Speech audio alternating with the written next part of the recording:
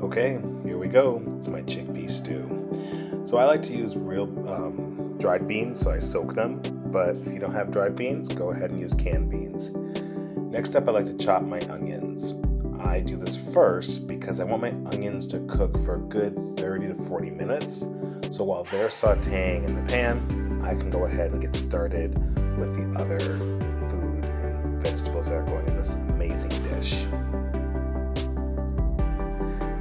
Okay, let's get those onions going. So you want to heat up the stock pot first, then add the oil. And then you're going to add your onions. This will make sure that your onions cook well and don't stick to the bottom. Onions are a great way to make sure that your food actually doesn't stick, period. So if you want to reduce your food sticking to your pans, use onions.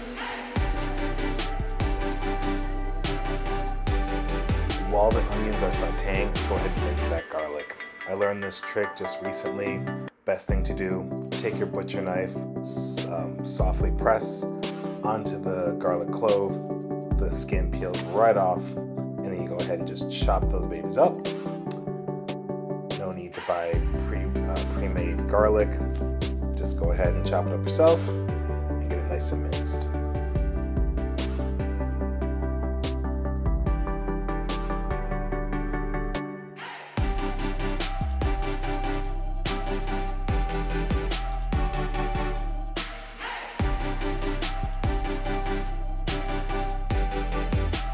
Since we're in the chopping mood, let's go ahead and chop up those potatoes. These go in towards the end.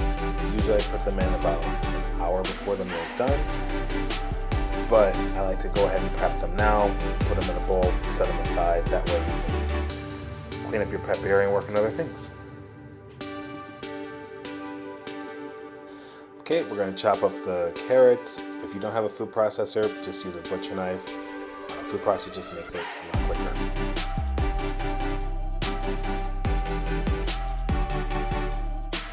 Time to chop up the celery. Same thing, you can use a processor or a regular butcher knife. Now that the onions are nice and sauteed, it's time to go ahead and add the other vegetables. So we can add the celery and the carrots both at the same time. Give it a nice saute for a few minutes, or like me, maybe 15 to 20 minutes. I feel that the longer you slowly cook these foods, the better the flavor is.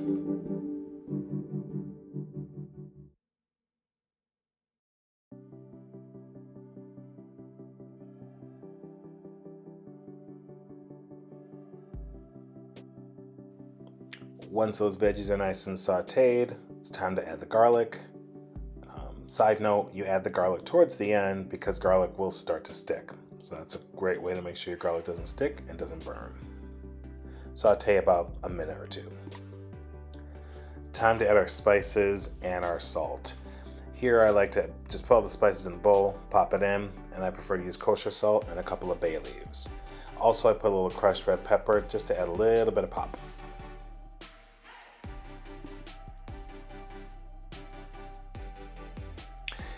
If you're like me and you like using Better Than Bouillon to add a little bit of flavor, this is where you would add that Better Than Bouillon vegetable stock.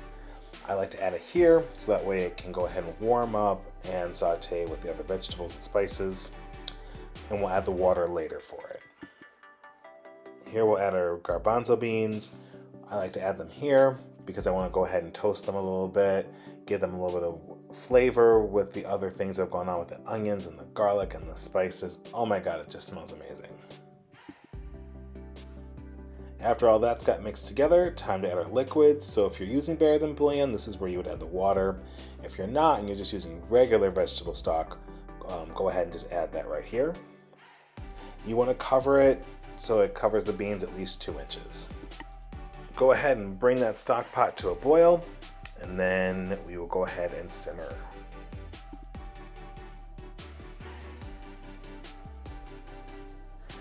After the beans have cooked for about a good hour to hour and a half, then go ahead and add the potatoes. I prefer Yukon Golds because they do cook quicker and bring in the flavor. So just add them here, spin it around, and put the lid back on, let those cook for another 30 minutes. As you do with most stews and soups, taste as you go. Make sure you can the flavors are blending well. If they're not, add a few more spices. And then at the end, I like to add my spinach. Spinach cooks really quick, so in about 10-15 minutes, your spinach will cook through and you're good to go.